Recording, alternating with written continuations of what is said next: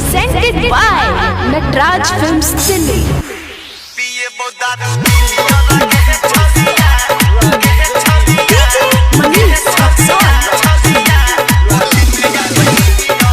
Mixed by Ramesh Rishia. पिए दारू बिहिया रगे है छौरिया होली में या बनी हिया रगे तू ही छे हमर दिया रगे पिए दारू बिहिया रगे है छौरिया होली में या बनी हिया रगे तू ही छे हमर दिया रगे गे कक हम ओ लागे बो तोरा तोला तो ठीक कर देबो सब गिया रगे पिए दारू बिहिया रगे छौरी होली में या बनी हिया रगे तू ही छे हमर दिया रगे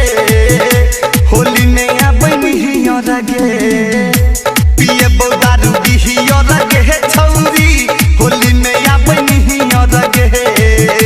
तू ही छे हमर दिया रगे गे कक हम ओ लागे बो तोरा तोला तो ठीक कर देबो सब गिया रगे पिए दारू बिहिया रगे रनिया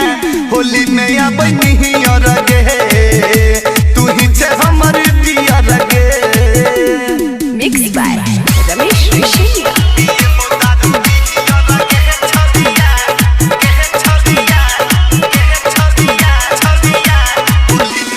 DJ Manish Luxon. तू डलई है हमारा सनई करी है केकरो सदहर गे अल्लाह भर के संग है अपना रनिया लुटी है झोली के लहर गे लुटी है होली के लहर गे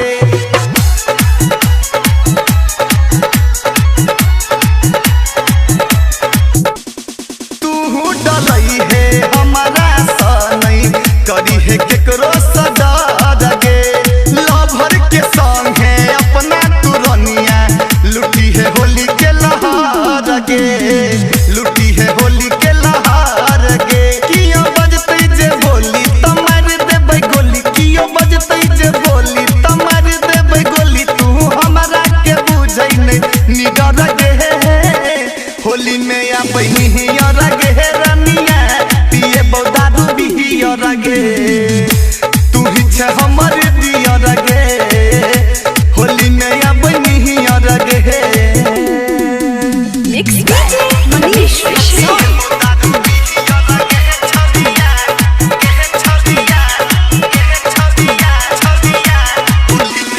DJ Manish Luxon. गायक अजे छहु तोहर दीवाना करी है नहीं कनियो महाना गई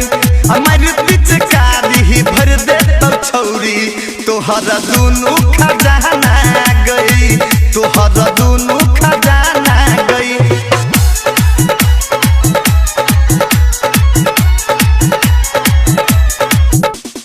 डीजे अंकित बात तोहर दीवाना करी है नहीं तू माना गई हमार पिचकारी ही भर दे तो गोरकी तोहरा दुनू खजाना गई पवन करतो सरबी सिंह नहीं करतो छौरी मिसिंग पवन करतो सरबी सिंह नहीं करतो छौरी मिसिंग ठीक कर दे तो नी चला लिया रगे होली में या बनी हिया रगे